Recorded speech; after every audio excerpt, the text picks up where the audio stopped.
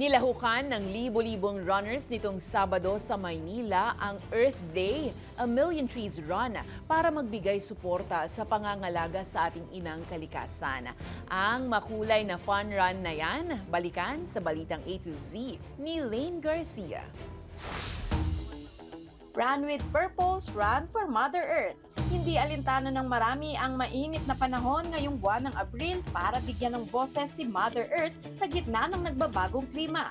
Libo-libong runners at environmental advocates ang lumahok at nagtipon-tipon para sa A Million Trees on Earth Day Celebration Fun Run nitong weekend sa Quirino Grandstand sa Maynila. Alas 3 pa lang ng madaling araw, ready na sa takbuhan ang participants.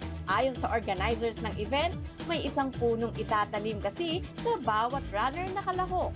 Pinangunahan ng Million Trees Foundation ang naturang advocacy run na may kategoryang 5K, 10K at 16K.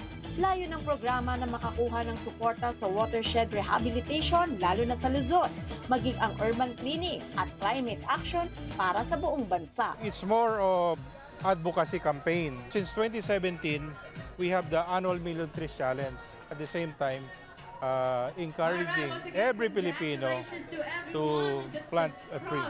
The more we plant trees, the more we secure the future of this generation and the future generation, especially in the wake of climate change. Mula naman ang mga medalya at plaque sa CP3 Carpentry Shop ng QBE na isang community workshop ng Million Trees Foundation kung saan gamit ang mga kahoy na materyales na nire-repurpose mula sa mga donasyon ng kanilang mga partner.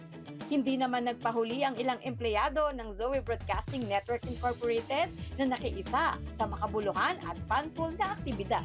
Tumanggap rin tayo mga ka-A to Z kasama ang Light TV ng Plaque of Appreciation bilang one of the media partners ng Million Trees Foundation Run. Para naman sa kalahok na si Melody, naging makabuluhan ang kanyang pagsali, lalo na nga't para ito sa ating inang kalikasan. And then yung may tulong ko naman po about sa Run Million Trees is about nature.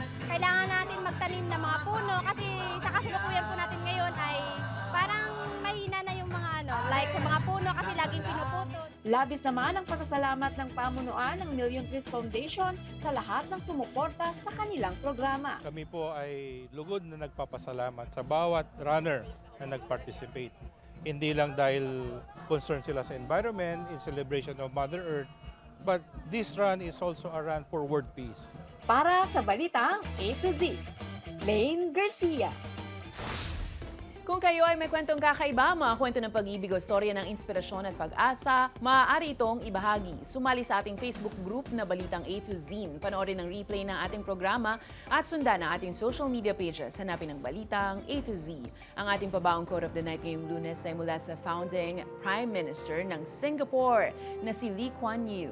Ang sabi niya, ang pera ng taong bayan ay dapat ingatan na parang sariling ipon para sa lipunan.